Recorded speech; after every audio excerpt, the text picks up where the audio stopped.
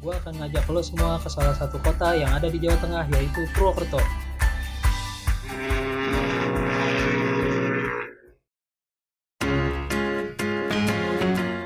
Dimulai dari Tol Bintaro, perjalanan menuju Purwokerto memakan waktu kurang lebih 9 jam dari Jakarta.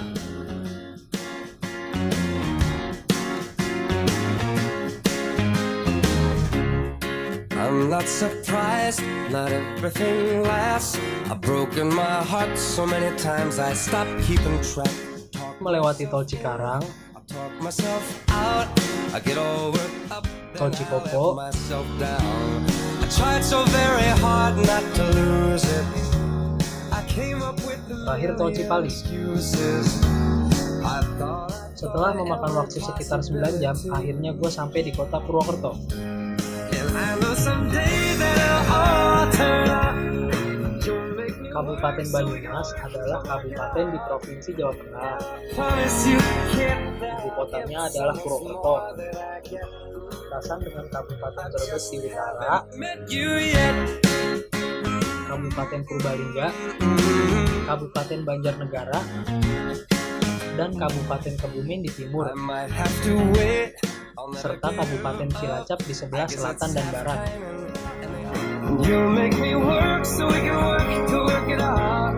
And I promise you can't. I'll get so much more than I get. Objek wisata pertama yang gue datengin adalah Batu Raden. They say, oh, it's fair. Batu Raden terletak di sebelah utara kota Purwokerto, tepatnya di lereng sebelah selatan Gunung Slamet. To fight it, we'll get it right, we'll be united. Karena letaknya di lereng gunung, menjadikan tempat ini memiliki hawa yang sejuk dan lumayan dingin. Batu Raden dapat ditempuh dengan menggunakan kendaraan pribadi maupun kendaraan umum. And I know that we can be so amazing. Tiket masuk Batu Raden harganya cuma Rp14.000. Cukup terjangkau kan? Sebelum kita muter-muter di Batu Raden, yuk kita cari tahu dulu kenapa sih namanya Batu Raden. Ya, selamat siang. Ini Pak, saya mau nanya-nanya tentang Batu Raden. Iya. Coba jelaskan kapan awal diresmikannya Batu Raden, Pak? Iya, Batu Raden itu sudah ada sejak zaman Belanda. Jadi waktu itu banyak perusahaan Belanda di Kabupaten Banyumas, ini khususnya pabrik gula di Kalibagor. Dan Batu Raden itu sebagai tempat beristirahat mereka dikala berakhir pekan atau weekend, itu untuk Sabtu Minggu khususnya. Kemudian pas sejak tahun 1927 Batu Raden mulai dikembangkan dan tahun 67 diserahkan pengelolaannya dari Badan Pengelola Objek Wisata kepada pemerintah Kabupaten Banyumas. Di pemerintah Kabupaten Banyumas kemudian membentuk Badan Pengelola Objek Wisata Batu Raden sampai dengan tahun 87. Dan setelah tahun 87 dengan dibentuknya Dinas Pariwisata Kabupaten Daerah Tingkat 2 Banyumas, maka pengelolaan lokal wisata Batu Raden mulai dikelola oleh Dinas Pariwisata sampai sekarang menjadi unit pelaksana teknis lokal wisata Batu Raden yang di bawah organisasi Dinas Pemuda, Olahraga, Kebudayaan dan Pariwisata Kabupaten Banyumas. Objek wisata Batu Raden menyuguhkan atraksi wisata alam dengan kesejukan udaranya, kemudian dengan kesegaran udaranya juga, dan tentunya dengan keindahan alam panorama kaki Gunung Slamet bagian selatan. Di samping itu Batu Raden juga menyuguhkan atraksi-atraksi yang lain seperti wahana permainan anak, ada flying fox, kemudian ada sepeda air, ada waterboom, ditambah juga kita punya satu andalan sebagai ikon dari lokal wisata Batu Raden, yaitu air terjun Kali Gumawang dengan atraksi terjun dari anak-anak sekitar Baturaden. Kemudian kita tambah daya tariknya karena kita banyak di sini sumber daya air, kita manfaatkan untuk menjadi suatu air mancur yang mungkin bisa kita katakan air mancur itu karena alami dan sangat tinggi, kurang lebih sampai 25 meter untuk muncratnya air.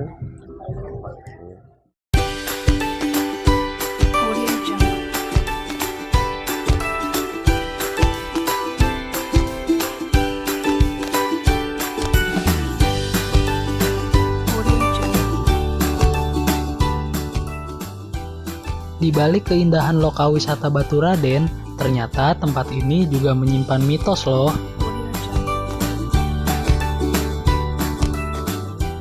Jadi dulu itu ada kadipaten yang namanya Kutalima. Di situ ada seorang putri raja yang hobi memelihara kuda. Nah, kuda ini dirawat sama pembantunya yang ganteng banget. Putri raja dan perawat kuda itu saling jatuh cinta dan akhirnya mereka pacaran.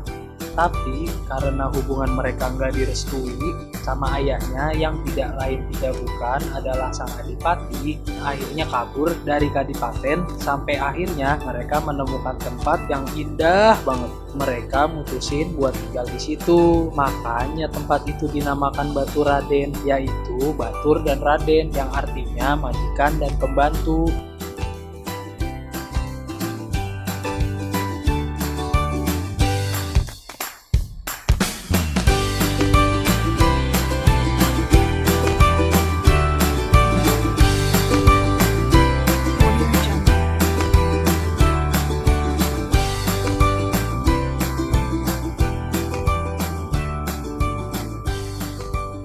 Jadi kalau kesini nggak boleh sama pasangan, nanti bisa putus. Ya namanya juga mitos, kalian boleh percaya boleh nggak.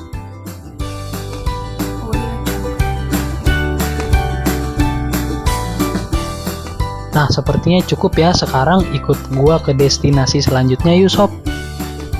Curug Bayan berada di Dusun Kalipagu, Desa Ketenger, Kecamatan Baturaden, Kabupaten Banyumas. Ketinggian Curug Bayan, Kalipagu ini mencapai 7 meter. Penataan kawasan Curug Bayan memang terlihat cukup baik sebagai lokasi wisata rekreasi. Dengan adanya fasilitas yang ada seperti taman bermain, gazebo, penyewaan villa, tempat peristirahatan, akses jalan tangga dari batu pun tertata rapih menuju lokasi curug.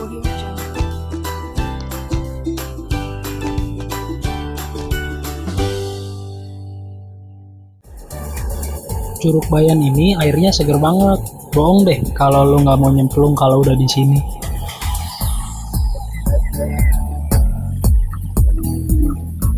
Nggak pakai lama, gua pun langsung berenang di sini. Bener loh, airnya memang dingin banget, seperti mandi di antara balok-balok es.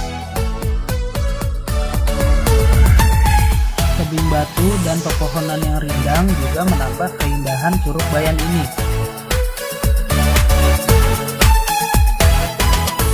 Tebing-tebing di sini disusun seperti dibuat oleh manusia. Kotak-kotak berpola dan tersusun rapi. Udara di sini juga sejuk, berbeda dengan udara di kota, terutama di Jakarta.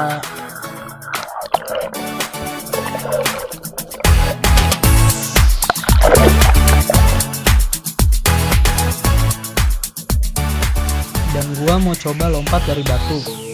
Tadinya gue mau coba lompat dari atas, tapi berhubung di sini masih sepi, gue takut kenapa-napa, nanti nggak ada yang bantuin.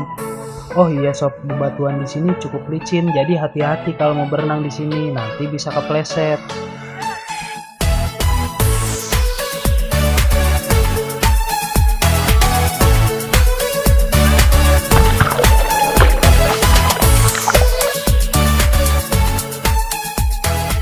Gua pun mencoba main batu-batu kecil. Mungkin karena gua kesini masih pagi, jadi pengunjungnya juga belum begitu banyak. Sekarang gua mau melanjutkan perjalanan ke objek wisata selanjutnya, yaitu Pancuran 7. Katanya sih di sana ada sumber air panas yang bisa menyembuhkan berbagai macam penyakit kulit.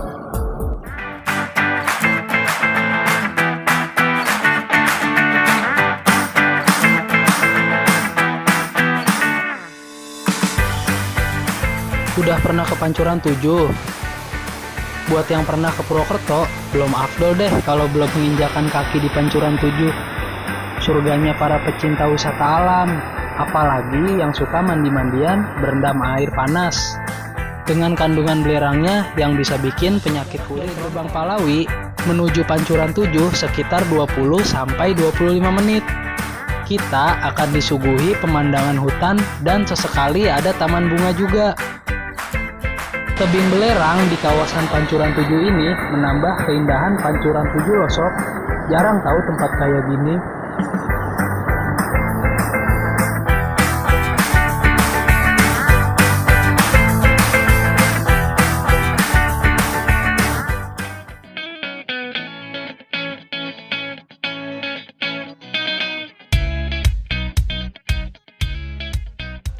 Di sebelah Pancuran 7 ini terdapat sebuah petilasan Mbah Atas Angin.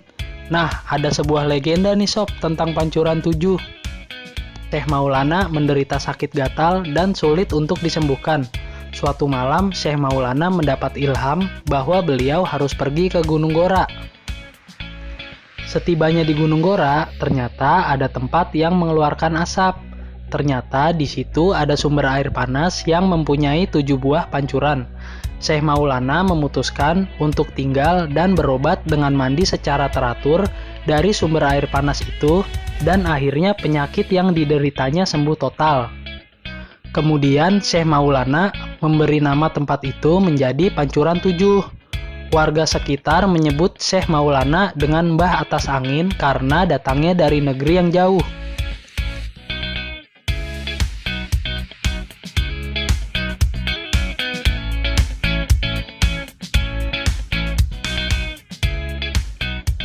Nah, setelah puas main di Pancuran 7, gua mau ke tempat selanjutnya yaitu Telaga Sunyi. Tempat wisata alam Telaga Sunyi terletak sekitar 3 km di timur tempat wisata Baturaden yang bisa kita tempuh dengan waktu 15 menit saja. Telaga indah ini juga menempati areal hutan Baturaden yang ada di kota Purwokerto, Jawa Tengah. Akses jalan untuk menuju ke sana pun sangat mudah. Telaga Sunyi adalah sebuah objek wisata alam perpaduan antara mata air dan air terjun. Kenapa dinamakan Telaga Sunyi? Karena pada saat musim kemarau, meskipun air terjun mengering, telaga ini masih tetap tergenang air.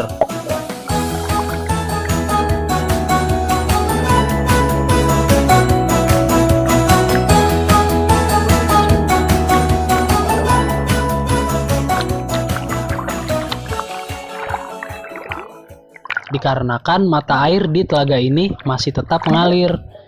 Nggak begitu jauh kok buat menuju lokasi Telaga Sunyi dari loket. Sebenarnya ada larangan untuk berenang di telaga ini. Berhubung gua udah minta izin dan didampingi oleh pengurus telaga ini, akhirnya gua berenang.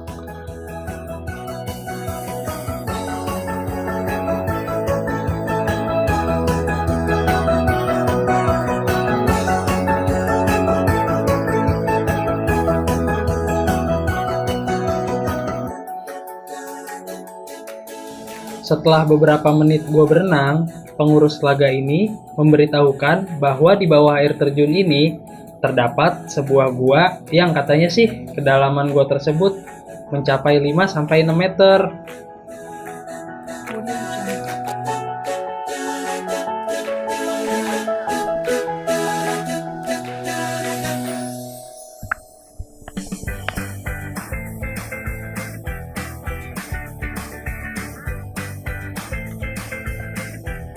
Tanpa pikir panjang, gua pun meminta pengurus telaga ini untuk mengantar gua menuju gua tersebut. Dan ternyata setelah gua sampai di mulut gua lupa nih sob. Gua nggak bawa lampu sama peralatan lainnya buat masuk ke dalam gua.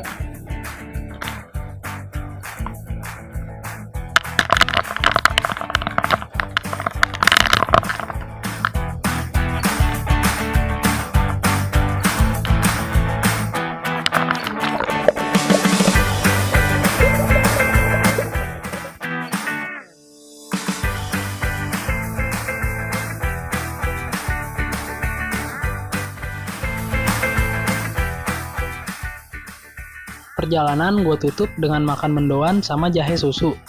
Mendoan ini makanan asli Banyumas loh. Oke, sampai di sini dulu gue nemenin kalian semua.